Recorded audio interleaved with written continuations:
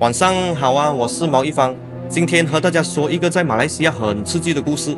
这个故事就发生在近几年，是关于一个外送员的离奇经历。那个时候啊，这个故事在马来人的 WhatsApp 群里面疯传，我也刚好看到。虽然一些人认为这个只是一个误会，可是一些网民还是觉得这个事情并没有那么简单。那么我们一起来看看这个诡异的故事吧。准备好了吗？我们开始咯。我们今天的主角阿丽是一个比较穷的马来人，他有2个老婆和6个孩子，他是做外卖送餐的。那天他就和平常一样，在下午5点半祈祷过后，就打开那个外卖的那个 apps 开始接这个订单了。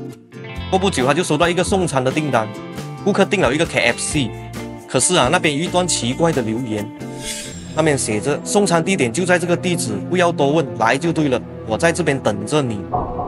他看了一下，也不知道他要表达什么。于是阿丽就拿到这个 KFC 后，就开着这个 GPS 跟着这个地址走去了。他也没有想那么多，可是啊，这个时候太阳已经要下山了。他走到一半的时候，他发现这里整个干蹦这样子哦，整个山巴那样的，都没有看到半个人啊。这个时候阿丽都觉得怪怪了，也不知道是 GPS 不准还是什么。过后啊，他竟然来到一个很阴森的华人坟场哦，而且看起来都不像是有人啊。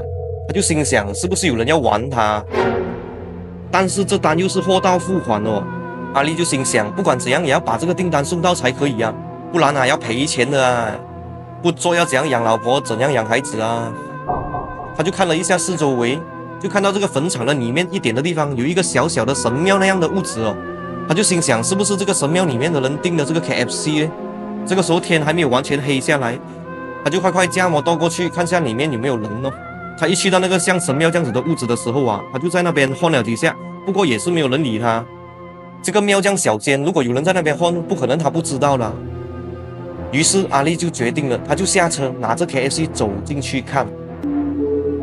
进到庙里面一看啊，里面半个人影都没有，灯又没有开，而且啊，整间屋子都是蜘蛛网，那些蜘蛛啊还大过我的头啊，从来都没有看过这么大的蜘蛛咯，而且还那么多只。更奇怪的是啊，那个桌子上面还烧着香，还烧着蜡烛啊，看起来就是刚刚才点的。他就不明白，看起来都有人啊，怎么没有人理他呢？这个时候阿丽就吓到一下，然后他就快的跑去神庙外面，拿起了电话打给这个顾客。可是啊，电话响了半天都没有人接啊，然后他就再打一次。突然间他听到了背后那边有一个电话铃声响哦，转头过去看，那边什么都没有，就只有一堆坟墓罢了。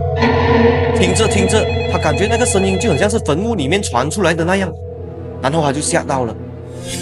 可是静下来想一想，他就想着是不是有人要玩他呢？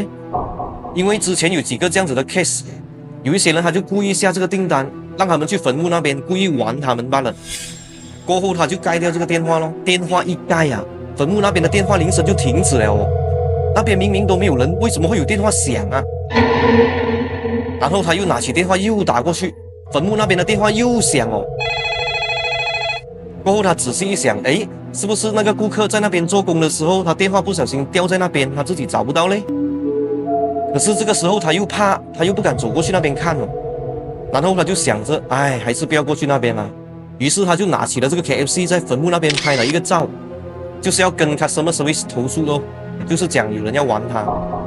这个时候啊，他的电话突然响了哦。他一看电话吓到脚软了，因为啊，这个打过来的人就是刚刚订这个 KFC 的顾客来的哦。他想了一下，到最后他还是接了这个电话。Hello， 可是啊，电话里面没有声音哦，就只有一点像空洞的声音这样子罢了。然后阿丽就很紧张在那边 Hello， 不过到最后还是没有人回应。最后他顶不顺了，直接拉着油飞着走了， KFC 也没有拿。他上了摩托过后就乱跑，过后他就跑到一个附近的马来档前面。虽然这个马来档没有人，可是灯也开着，应该没有事。原本他以为他已经安全了，可是啊，这个时候他电话突然响了哦。在他打开他电话看的时候啊，他就看到他刚才拍的那个 KFC 的照片哦。这个照片啊，吓到他差一点跌下摩托，因为啊，照片里面竟然有一个灰色的影子，那个影子看起来就是低着头要去拿他的 KFC 那样的哦。阿丽就吓到喊了一声，然后拉着摩托飞着去找附近的苏绕，去找那边的人救命咯。可是这里是华人区来的哦，他也不熟这里的地方啊，所以他就在旁边开着 GPS 找这个苏绕。跟着这个 GPS 走到一半的时候，他发现他又回到那个三八这样子的地方哦。然后路边有一个老安哥，他就想着去找这个老安哥问路哦。3更半夜的，这个老安哥一个人站在那边，也不懂在做什么。这个老安哥啊，样子有点怪怪的，看起来都80多岁了，可是他的样子看起来就很凶样子的哦。他走过去一看，这个时候那个老安哥正在打电话。突然间，阿丽的电话响了哦，他拿起电话一看，发现居然是刚才的顾客打来的。这个时候，阿丽都吓到不懂怎么办了。他当然也不敢问这个老安哥咯，然后他就跟着这个 GPS 直接飞去苏绕那边。他就心想，如果这个 KFC 是这个老安哥订的，这样子刚才在坟墓那边的电话铃声是……到这里可能就有些人要问那个是什么号码，要打过去试看看。不过嘞，我们这里的外卖平台是不会透露顾客的电话号码的嘛。顾客和外送员都是通过这个软件来互相联系的，所以啊，也没有办法查证这件事情了咯。最后，阿丽也不想为这件事情纠结了。今天呢，我就选择这个比较短的故事，可能这个故事的内容不是那么精彩，可是我还是希望把我知道的全部鬼故事带给大家，要不然这些故事失传了就很可惜了。作为新人，我也知道自己的作品的确不是很好，确实还有很大的提升空间。